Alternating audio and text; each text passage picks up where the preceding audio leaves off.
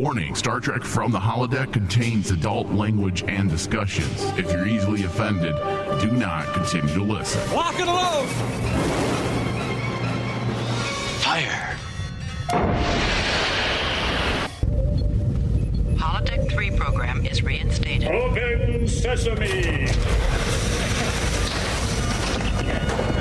Commander Klingon vessel. We are energizing transporter beam. Now. One, engage!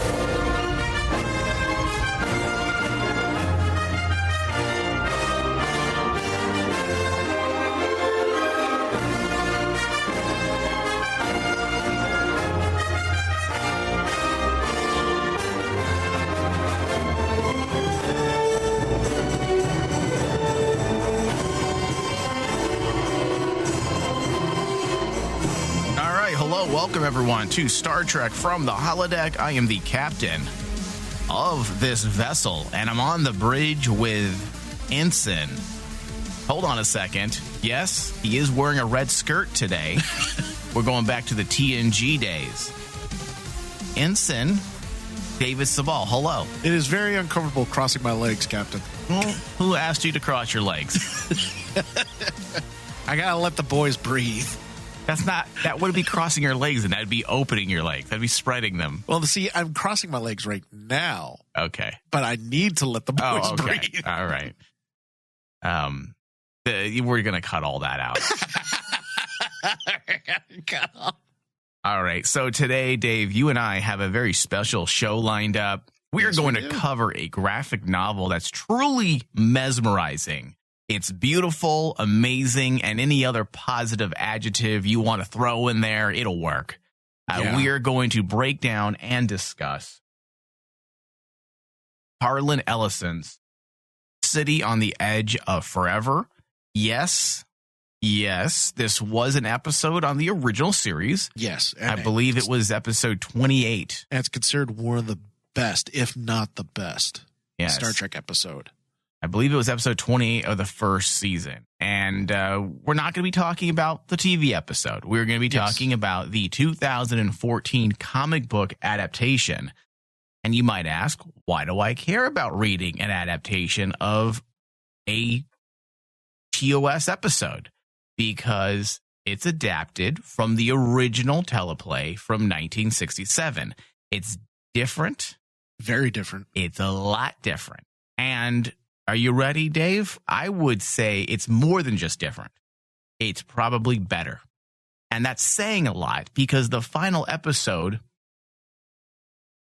the actual episode itself is typically, as you mentioned, recognized as one of the best episodes of the entire original series of Star Trek. So if I'm saying a comic book adaptation is better, everyone hold on.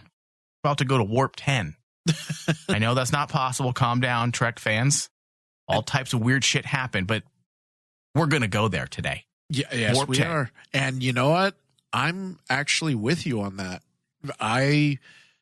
After reading the graphic novel, because I love the original episode. The original episode is good. Is absolute classic. Yeah. And it's one of the Star Trek episodes that I really enjoy because it, for me, took two different genres and put them into one, kind of like two different styles. The original Star Trek show and Twilight Zone, especially when you get to the twist of the whole episode in the whole with Kirk and Keller. Right. That twist, it ranks up there. It should belong up there for like classic television when you think of moments like the Twilight Zone episode. And I think most people do hold this episode in high esteem. Even non-Trek fans, television aficionados, critics, they all look at this episode as a piece of, historical achievement in terms of television, because it was ambitious. And even though the comic book is different, it still manages to capture the heart of the episode. But this is why it's better, because it does much more than that. Yeah. It doubles down on doubles down on the philosophy. It has moments of poetry, action, suspense, romance. It was a very human episode, yes, but also is an even more human comic adaptation. And in terms of the TV show, many consider it William Shatner's best performance as Kirk. Oh, yes. I mean, like, if you watch all of the original series, everyone always makes fun of William Shatner's acting. Throughout the series. And it's kind of like a mainstay, right? But if you watch this episode, this is where William Shatner really went, it's almost like he has a different vibe about him when he's given a very serious script. Yeah, just side topic here. William Shatner is a very good actor. He does not get the credit that he deserves. There are moments, I'm not going to sit here and lie to you. There are moments where he hams it up, and he does that intentionally. But if you get the right director and the right script, he will deliver every single time. You just got to have more dominance. You got to be the alpha in that dynamic. You can't let him browbeat you. You have to be a powerful, assertive director and say, listen, William, calm the fuck down. Yes. And if you can do that, you're going to have a fantastic performance. Or that's why actors need directors, because they will guide them. Or even take it even from the directing side to the writing side. I mean, the script itself for City on the Edge of Forever is, I know this is a very, very big statement for it, but it's a masterpiece script. If you look at like what not just Harlan Ellison, but Harlan Ellison, Gene Roddenberry, and D.K. Fontana was able to craft together as a writing team, it's amazing what you get. It may not be like the episode I know is not very popular with Harlan Ellison, because like what we're going to cover about like the graphic novel, it's very different from his original teleplay. But very different. It still has this tone from his original script that brings this like almost like this human drama to it. They kept the message. Yeah, but I do, upon retrospect, when you look back, I get why Harlan wasn't completely pleased, but also he understands that he's a very small cog in the machine when it comes to television entertainment. A writer is not going to have final say on his episode. Not. He's not. So, despite all of this and how great the actual episode is, I would say the comic adaptation is better. And we'll get into why I feel that way in just a minute. But Dave, give me your initial thoughts on the comic book in a nutshell. My initial thoughts, the first time you ever brought this up, because I remember you sent me a text about it a couple months ago, and you had not read this, and right? I had not read it. Okay. And there was a reason why I hadn't read it, is because the original episode is so classic, and it's already as good as it is. Yeah. Usually adaptations don't do it justice. Yes, it's the original teleplay. That's what caught me. When I read it and it said, oh, the original teleplay by Harlan Ellison. And so Roddenberry has not touched it. Fontana didn't touch it. This was all Harlan Ellison. And this was his original idea for the episode. Right. That's what caught me. Because I was like, okay, it's not going to be a straight adaptation from the original episode. This is actually his original script, which really intrigued me. And I approached it very hesitant, because I was like going, how can you be better than that episode? How can you be better than that writing? And I could not put it down once I started. I told you, man. I couldn't put it down. I told you. I opened the pages, and the first couple things I'm like going, okay, this is interesting. Exactly, man, because I was simply looking for something to pass the time, and it had come up on my feed. Some Star Trek person I follow was talking about the top 10 Star Trek comic books of all time.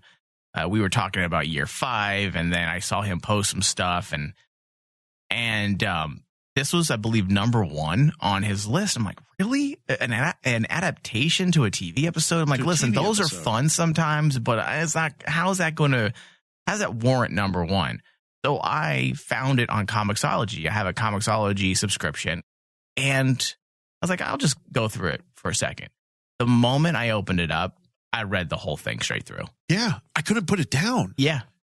There was no point where I would want to stop and basically say, okay, I'll come back to it. Like I usually do with a lot of comics, honestly. Majority of comics, that's how it usually goes. This one, as soon as I started from page 1, it held me throughout all of, and think about this. It's not just one issue. The collection itself is a collection of 5 separate issues. Right. So to actually hold your reader, especially someone like me, from page 1 all the way to issue 5, that's impressive writing. Yeah. That is absolutely impressive writing.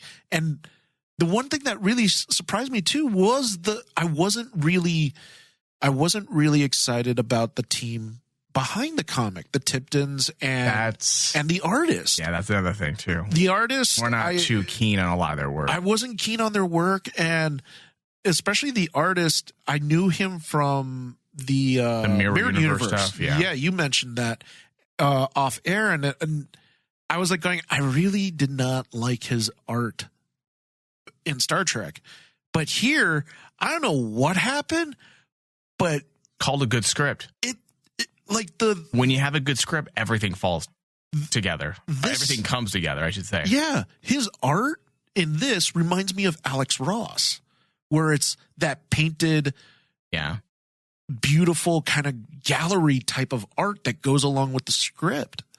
And I don't know if that's just because, just like what you said, how good that script was. I think there's a lot of passion, Dave, behind the project. I believe possibly J.K. Woodward and the Tiptons they were probably very passionate about this project because of who Ellison is and the fact that this was based on his original script. It's famous. Everyone knows of this script. So I'm sure there's just so much passion that everyone just wanted it to do a pristine job from start to finish.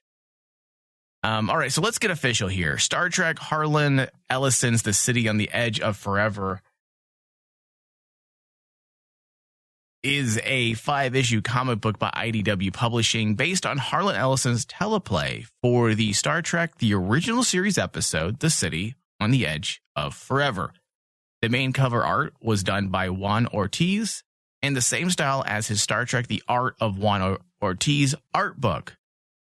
And I have to say, those covers, as well as the variants, are also just gorgeous. Just gorgeous work. Also, you can now get the collection, which was released on February 3rd of 2015. The series was also collected in the second volume of the Star Trek graphic novel collection in January 2017. All right, so the story behind the original screenplay, as we have alluded to, is very well documented. It was rejected because it created a lot of potential budgetary problems. There were elements included that were just not possible for this time in television. Ellison was possibly a little bit self-indulgent when he was writing this. Yes. But hey, all the best writers typically are a little self-indulgent. He had an ambitious idea, and it needed an ambitious script. And when you read the comic book, it's easy to see how Ellison's original draft is beyond what would have been possible, or I'd say conceivable for Trek at the time. I mean, come on, dude. I mean, I know you're a great writer, but are you just cut off from the world of TV? Did you really think that these types of things were possible? I mean, we were still, a decade away from the blockbuster films? No, you're right. You're right. I mean, these things just weren't being done. I mean, Star Trek was already revolutionary with the model work in so many ways. So we were about 10, 12 years away from the blockbuster golden age. We're about 10 years away or so from Star Wars. Things were not just easy to do. Yeah. And Ellison admits, and I think this is funny, David, there were some articles going around the internet kind of not bashing him, but saying that he should have known better. But Ellison admits in these issues here, because there's a foreword, there's also an afterword. Yeah, I thought that was cool. He admits that he hadn't even watched an episode of Trek at that point. And he was working on an early production Bible. And there were people that were covering this comic book kind of laughing at that. I'm like, well, how'd you not watch an episode? I'm like, well, you gotta remember, a lot of these scripts were probably just being written by the writers. It doesn't mean they're watching every episode. I doubt more than 10 episodes were even out there yet for audiences to watch. This was the first season. This is the episode 28. So for him to say he hasn't had to watch an episode of Star Trek, it's not that mind blowing. Yeah, to think that. I mean, these are writers that are on season 1 of Trek. Now, if he had been hired for like season 5 of a TV show, he's all, yeah, I'm going to write an episode. Let's see here. Everyone sit back and wait for my magical glory to hit all of you and wow you. And then yet this dude has never watched a single episode of this said fictitious TV show I'm using as an analogy. Yeah. I mean, yes, that's laughable and he probably should be fired. But you're dealing with the 28th episode of season 1 when a lot of things are probably in production still. So it's not that strange. And also he was going off an early production Bible. And a lot of people say that's probably the reason why the tone of the script was very different. Yes. Because he was going off concepts and characters that were changed for whatever reason. Executives wanted Yao Min to be more sexy, to be more connected to William Shatner during the first season as a like love interest, on again, off again love interest. Yeah. Whereas in this comic book, she's more dressed as a leader of sorts. She had a more important role rather than just simply bringing coffee to Captain Kirk. Yeah. It's literally or rubbing his shoulders, which still to this day just, I know it's the times, but I'm in the middle of rewatching again the original series.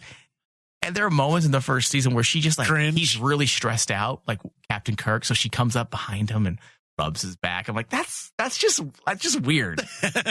It's a different time, man. It is an absolute different time. Yeah. Because like, I was really impressed with how Ellison used the characters in a way that basically kind of made them look better than Roddenberry could ever do.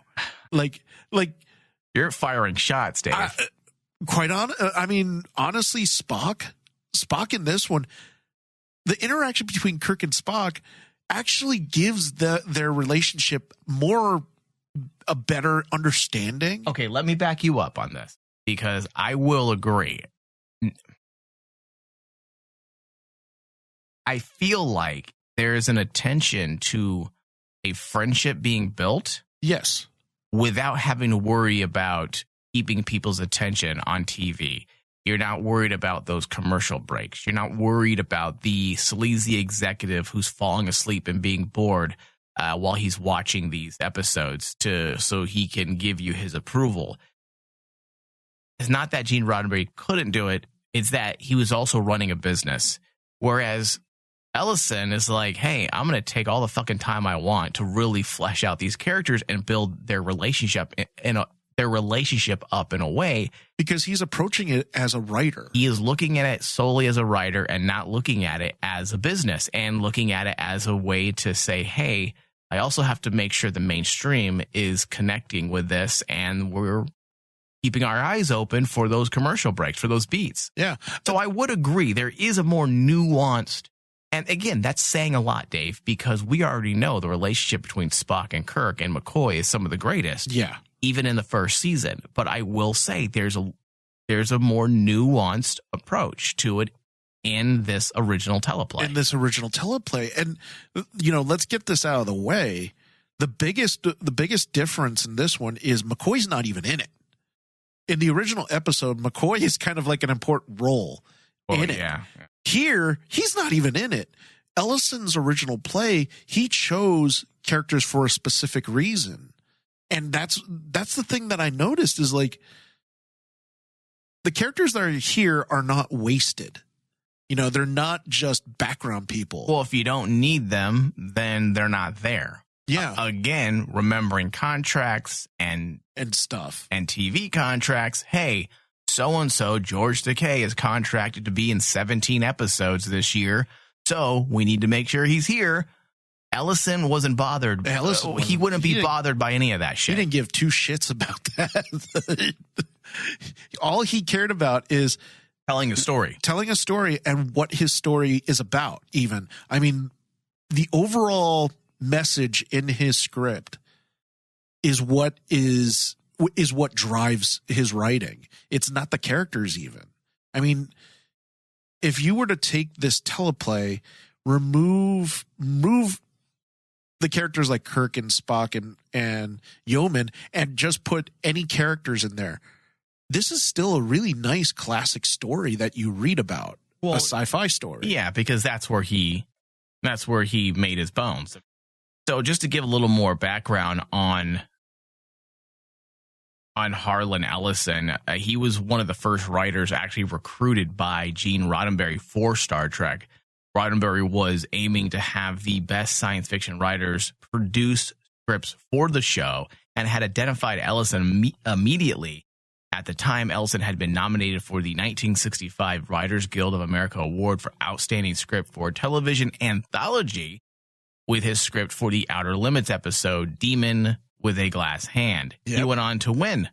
Rather than being assigned a pre-written premise, Ellison was actually allowed, because of his big swingin' dick status, to develop his own and propose it in a 10-page outline. Ellison was inspired by reading a biography of the evangelist Amy Semple McPherson and thought that it would be an interesting idea to have Kirk travel back in time and fall in love with a similar woman of good intent, but someone who must die in order to preserve the future. Ellison considered that it would have a heartrending effect on Kirk.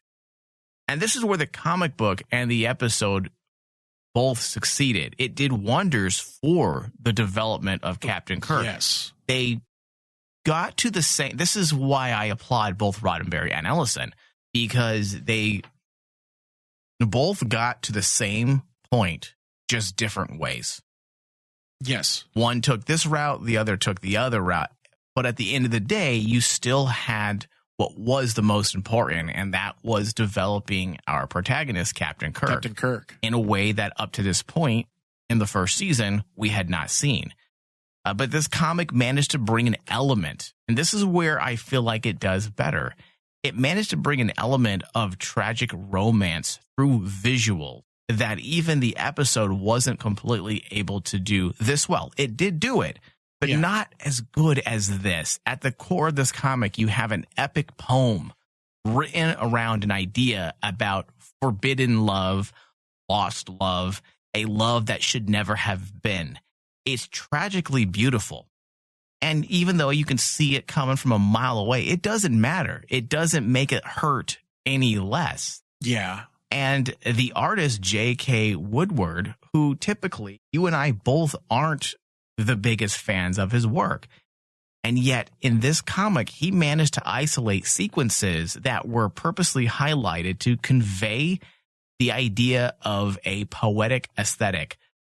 Just like a cinematographer does with television and film, Woodward took artistic liberties to paint a picture with, I guess you could say, a nuanced poetic vignette. He isolated key moments with his visuals. There are scenes where Kirk and Spock are talking about being outsiders, being aliens on this world. And suddenly the background is just dropped into darkness. And he paints this picture, this vignette of them isolated. And when Spock and Kirk are arguing, they are separated by darkness. and they are encompassed by a shroud of shadow. It's very intelligent. I have, despite not being the biggest fan of Woodward, I have read a lot of his work, or I should say read comic books where he was the artist, because he works a lot on Star Trek comics, and I like Star Trek, obviously, and I'm just not always all about it. I get tired of some of his art, and yet here, I don't know what it was, maybe just everything coming together and just working. It was beautiful. It was amazing. The artwork, even at times, resembled Drew Struzman at his best.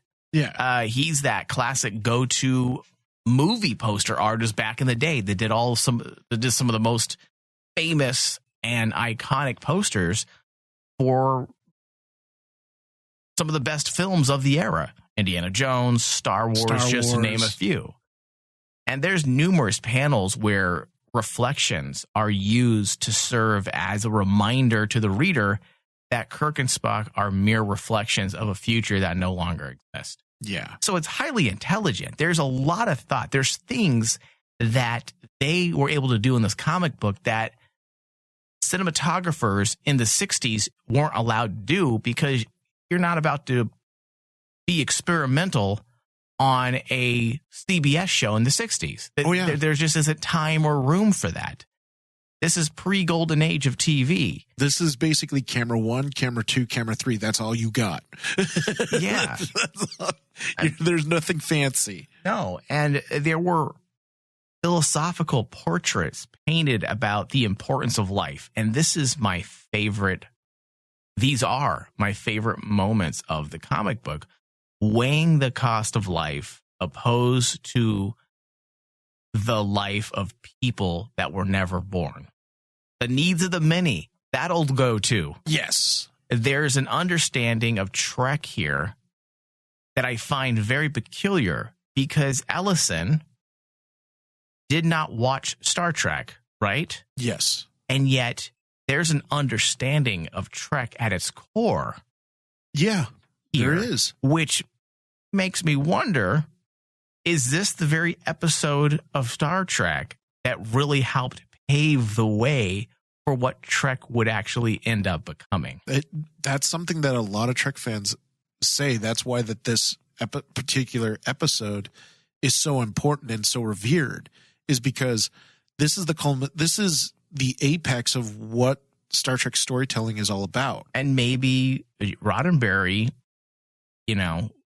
reviewed this script. He's all like, this is damn good. This is pretty close to how I wanted my series to be. There, I'm going to change a few things, but I like this, I like that, because this seems to be the cornerstone of Star Trek. Episode 28 of the TV show is really the moment when Star Trek, in my opinion, comes together, and this comic book doubles down on that feeling, on that tone. And it becomes more than just a sci-fi kids show. Because beforehand, when Star Trek was out in their first season, that's what it was actually marketed as, was a Star Trek kids show. That's the honest to God truth. It's a sci-fi show. I think a lot of people didn't take it seriously, and because no one took it seriously. It's science fiction. At that time, people are like, whoa, space travel. But the thing that, when I read this graphic novel, what really impressed me was Harlan Ellison was able to do what we all, as Trek fans, love in our stories when it comes to Star Trek, but he was actually ramp it up to 11. Like you were saying about dealing with that philosophy of the needs of the many. Not only does he do that, but then he stacks it with other philosophy questions, stuff about race. Yeah. When Kirk basically, at one moment, Spock turns to him, and I think it was that moment that you were talking about, how Woodward was able to capture visually this discussion of philosophy between Kirk and Spock, as it's black and white with a void of black between them discussing about why why Keller has to die. But on top of that, Kirk telling Spock that basically, oh, you don't understand because you're not human. And then Spock turns around and tells him, I may not be fully human, but I'm half human. So yes, I can understand, but I'm also not capable of showing that. Yeah, he's still a part of an empathic race. I mean, just because they repress their emotions doesn't mean he doesn't understand and get it. And you have this moment when Kirk kind of stops and says, and Woodward did a fantastic job showing like almost like the facial reactions to the characters that you would imagine that if it was Leonard Nimoy and William Shatner, this is how they would act towards each other as characters. Like Kirk actually stops and has this look like, oh, I'm sorry. I overstepped my bounds. I said something that was very cruel, because he was essentially being racist towards Spock, because calling him that you don't understand because you're not human. Yeah. Well, and that's that. I'm glad you picked up on that, because that part, I thought it was very interesting. And maybe it's almost like, hey, you don't belong here. This isn't your time. Look what's happening. Like, because you're staying here too long, you were becoming what your species, the human race, used to be. You're adopting their ideas, their ideology. Dude, it's pretty powerful stuff. And that's actually something that Gene Roddenberry took out. Yeah. There wasn't in the TV episode. Obviously, everyone has watched it. There aren't those moments of racism. He removed those elements for whatever political reasons. I have some notes on that that we'll get into towards the end of the show. But again, it shows you just how much of a thinker Ellison is. He's putting all types of things in here. He's putting thoughts on racism, thoughts on the greater good, the needs of the many. There are just so many things going on that Ellison wanted to put into the script. I mean, okay, we need to slow down just a second, but also just to isolate this one moment here, something I have mentioned a couple times now, but okay, so thoughts on tragic love that should never have been, right? Yes. Okay. In order for human civilization to reach its pinnacle of enlightenment, a woman who's too progressive. Yes. She has arrived at a certain type of evolutionary state too soon. Right? Yes. Okay. Essentially. And because of that, because she has a way of thinking that's not aligned with the world, she has to die. Yes. Because she may change the way things happen.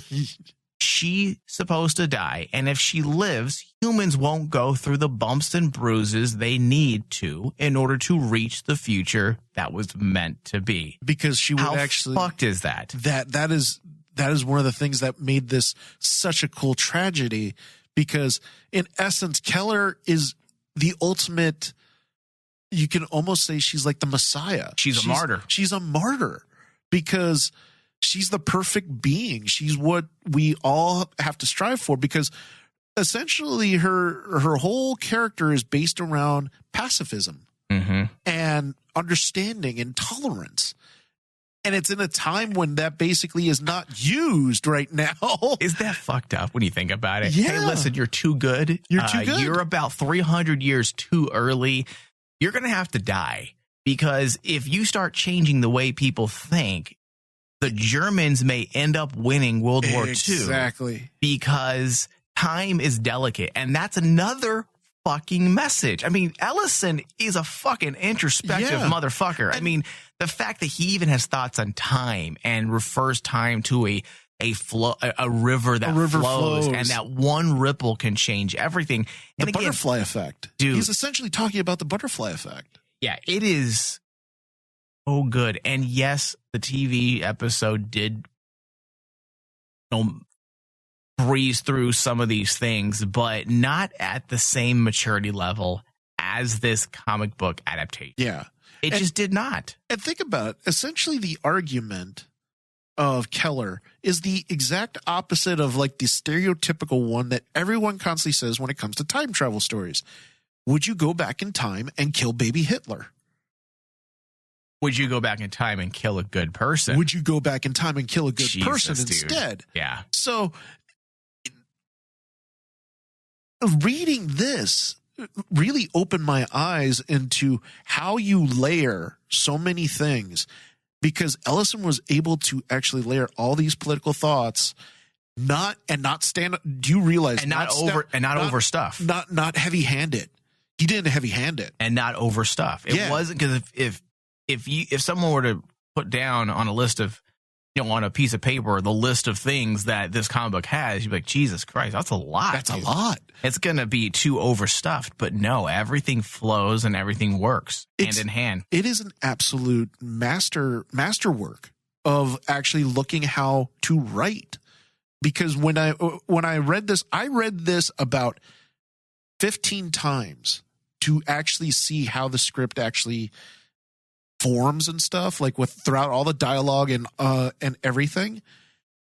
Dude, what Ellison was able to weave, this needs to be studied for writing purposes, for writers everywhere out there, because he was able to do essentially what every single writer has tried to do, and me and you have always stated majority of the time fail at: political writing. Yeah. Soapboxing. Yep. Trying to make that writing work. He was able to do that not just with one political statement. Because this isn't soapboxing. You know what this is? This is someone who understands the core of human culture. This is an example of introspective writing. Yeah. Okay, and just to further that, the villain and the plot device in the comic book is way better, in my opinion. Yes. I mean, so in the TV show, I always thought it was a little hokey. I mean, Dr. McCoy accidentally overdoses. Well, someone's not piloting the Enterprise properly. Yeah. So that part, fine. It's a show in the 60s. Yeah. I'll give it a pass. But the original script is far better. But I do get why Roddenberry removed it. It's a little too dark. It's about a drug addict Starfleet officer who was sentenced to murder or sentenced to death. That's a little goes against Roddenberry's core ideals for Star Trek. However, I think you could have made it work. But that's a topic for another time. But the villain, I feel, being essentially just a plot device, did work much better for this.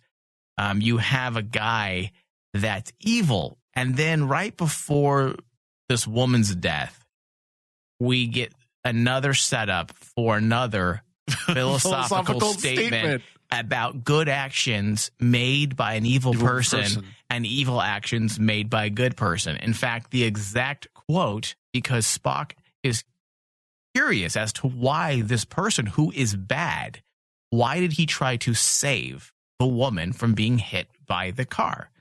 And Kirk says, without knowing why, without even thinking of it, the worst among us does the great thing, the noble deed, that spark of impossible human godliness. Evil can come from good, and good from evil. Good from evil, yeah. Because if you think about it, Kirk had to make the really tough decision of letting a person die, and that's an evil decision. It really not a good decision, but again, what do? What's the alternative? History changes. The last, and maybe I'm just emotional in my older age, I don't know if I'm a little too sensitive, but that last page where Kirk says, but I loved her. And Spock says, no woman was ever loved as much, because no woman was ever offered the universe for love. Jesus Christ. Dude, everyone talks about the ending of the original episode. This is poetry, dude. Yeah, this is poetry. And you take it into contrast of the original, where it's a very powerful moment when Kirk literally just says, let's get the hell out of here. Because of how tormented he is by this decision that he just made. The way the comic ends is so much more impactful. I know. It really is. And I can understand that it probably wasn't chosen because, certain political moments, probably people looked at it and said, you know what, we don't want Spock to have the final say, the final word. We want Captain Kirk to have the final word. I could see that happening back in the 60s, and especially during those production times. So I can understand it. They made a good decision. Don't get me wrong. I still love the episode. The episode's great, but this ending, dude, there's an argument to be made. Yes, and we're making it that this comic book is better. Than the original episode. And the original episode is some of the greatest Trek, if not the greatest. I mean, to me, this comic book, Dave, and I'm not overblowing it here, I think this is a masterpiece. It is. Forget the word Star Trek. Take Star Trek out of it. Remove the science. No, don't remove the science fiction element. Remove Star Trek, the Star Trek element. And you're telling a story about two friends who travel back in time to allow a woman to die so that the future can be preserved. That's a story. I mean, it's awesome. And the funny part is it makes my brain think the ability to be able to see Leonard Nimoy and William Shatner act out the scene. Deep fakes. This would be Dave. Awesome. Deep fake. Let you and I let's do it. Let's get the script and we'll use that new app for the iPhone where we do deep fake, and I'll put Kirk's face over me and you could be Spock. And we'll just act it out. Especially like when you take into. Just gonna breeze right past that. I would. I'm not gonna actually argue with that one. Are you kidding me? I would do that in a heartbeat. Just because in 2 pages, I think it is 2 pages. It's an absolute. If I was an actor and I was looking at this as a storyboard, and then you read the script, I would cream myself because I'm like going family show. I get to do this. I get to act this. You kidding me?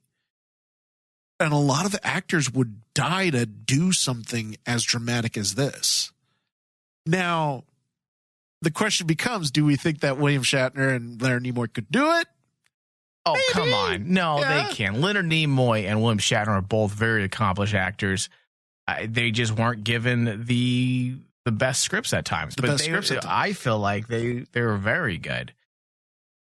So let's go ahead though and take a quick break, and then when we get back, we're gonna finish up our discussion here. We'll be right back. Cry havoc, and let's slip the dogs of war. Everything.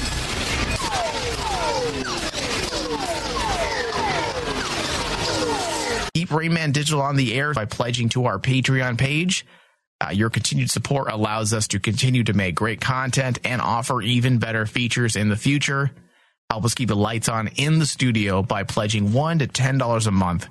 Go to patreon.com/RainmanDigital to pledge.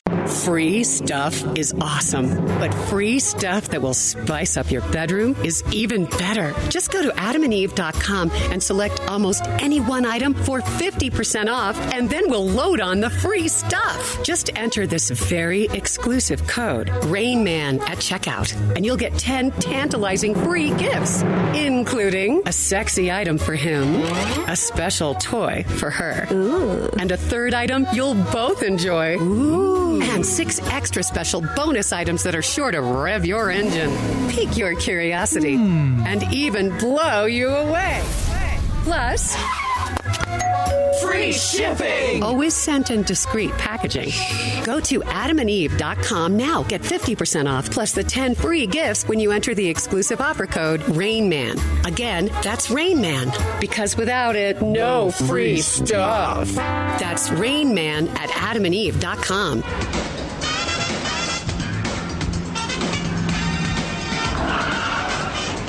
Watch where you're going, you dumbass! Double dumbass on you! Space, the final frontier.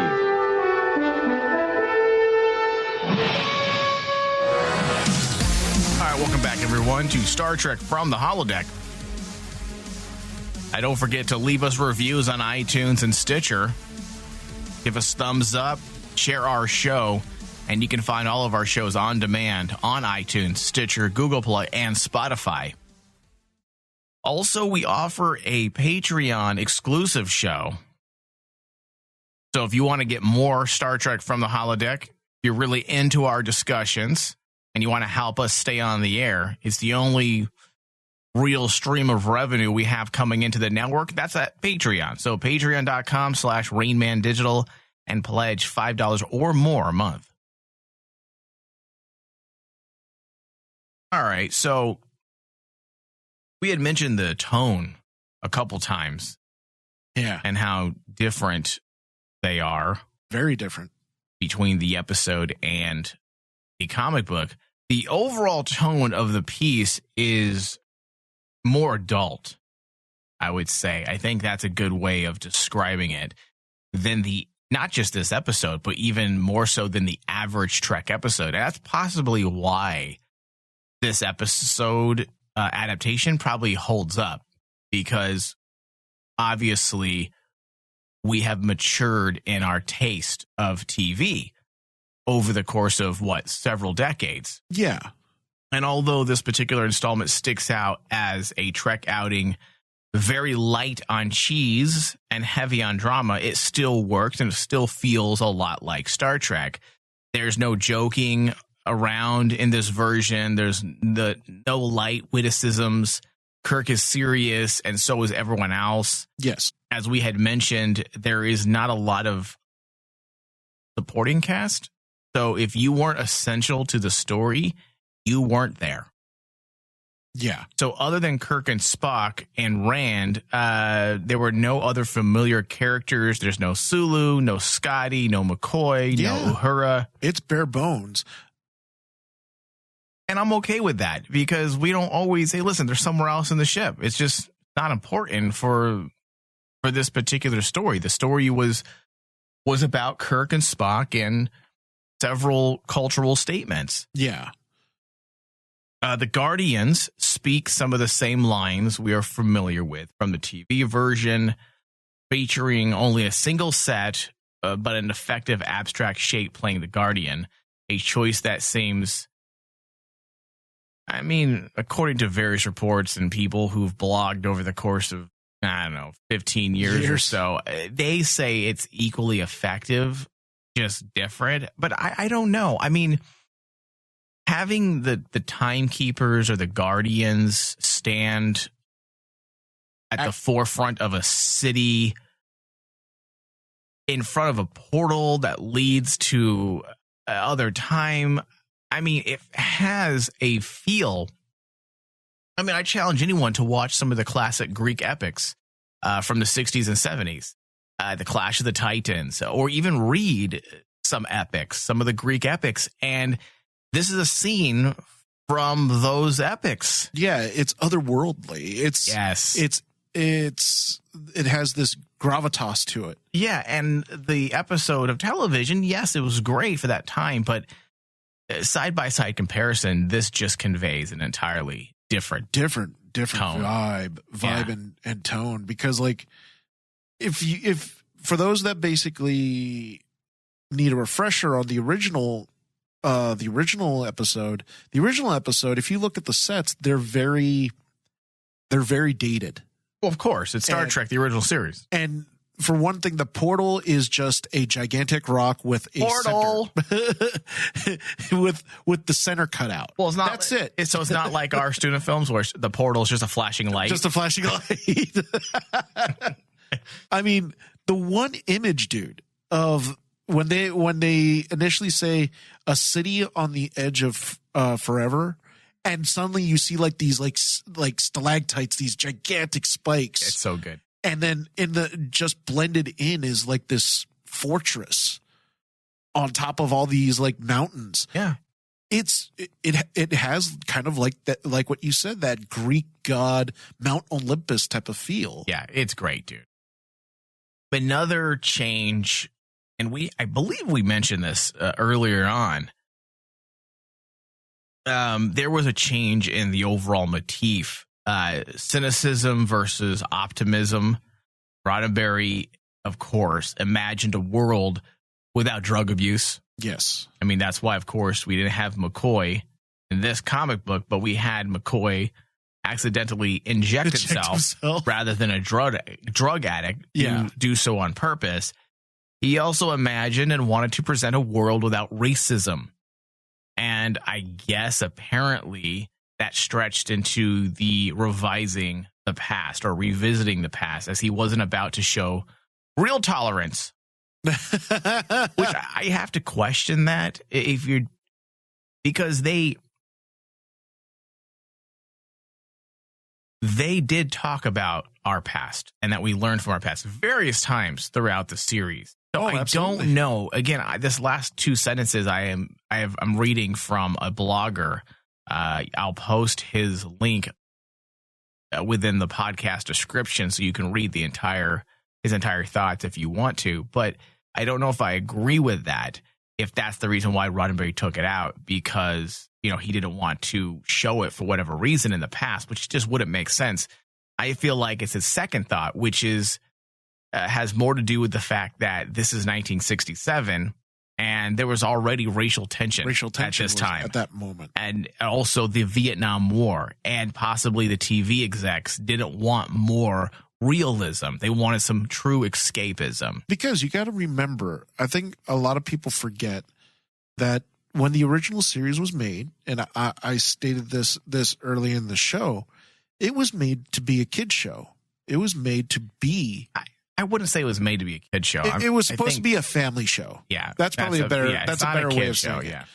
Yeah, it was designed to be a family show that would go alongside shows like, Gilligan's Island, Lost in Space, Leave It to Beaver, I Love Lucy. All those things were supposed to have. I Dream of Jeannie. Oh, I Dream of Jeannie. Jeez, I used to treat. Well, I bet you Kirk would have banged her. Oh, instantly. He would hop into that bottle. He would have fucked the bottle. but I can understand why Roddenberry probably pulled back. I mean, I understand. I get it. And it leads into the thing that one of the articles I read about Ellison, that he actually called Gene Roddenberry a sellout. It was in an interview that he basically... they fought a lot. They fought a lot, and Ellison used the term, hey, you're a sellout, a corporate sellout. And you don't think about that as Gene Roddenberry. Gene Roddenberry was very liberal when you think about it. Yeah, but as I said, he's also in charge of a TV show. He's in charge of a TV show. He's wearing more than one hat. He's playing creative and also executive. That's how it is. And he was able to walk that line sometimes. Although there are various stories where he went head to head with executives as well because he wanted to do something. That's just the way of the beast. I mean, you've got to, if you're a showrunner for a TV show, you're going to have to learn how to play. You have to learn how to play in the sandbox that you're in. Yeah. Or you can just pee in it and make everyone mad. Well, dude, my favorite quote, like I told you earlier, I pulled quotes of Harlan Ellison. Ellison actually, at one point when he was asked about Gene Roddenberry and his time on Star Trek, Ellison basically says oh, Jesus. What was that? Me being stupid. Oh, he basically said every thug and studio putz and semi-illiterate bandwagon jumper and merchandiser has grown fat as a maggot in a corpse off of what I created. Oh, he's amazing. And I'm like, that's Harlan Ellison. I like that guy. I know. Yeah. All right. So let's move into our final thoughts. We got to wrap. Dave, why don't you give me your final thoughts in 30 seconds or less and your RMD score? Go. I'm going to start with my RMD score. This should be no shock after hearing me gush about this. It's 100. It's a must. Any Star Trek fan out there, go buy the collection. You will see. Read this, and you will leave the book afterwards going, wow. Yeah, it's good. I will drop the links in our podcast description. So if you want to purchase those. And honestly, we didn't even bring up one of my favorite parts of the story itself was not only did they tackle the whole effect of Keller, but the whole question of, the needs of the many outweigh the needs of the few. Well, the whole story between Kirk and the cripple, and basically referring to the cripple's sacrifice as negligible. Well, that's what I was saying, how it was a thought he was trying to pose on the importance of life. It wasn't just about the woman, but if you remember, he wasn't as relevant. But when Kirk said to the Guardians, was his life not important? And they said, no, important, just not as relevant. As relevant. Yeah. Yeah. And I was like going, wow, okay. And when you get to that, again, it just shows how well Ellison was able to layer so many philosophical thoughts without feeling too jumbled, without feeling heavy-handed. It's a masterwork. It should be something that writers should look at and say, I want to try to do a story like this. Uh-huh. For sure. I agree, man. So 100% from you. 100.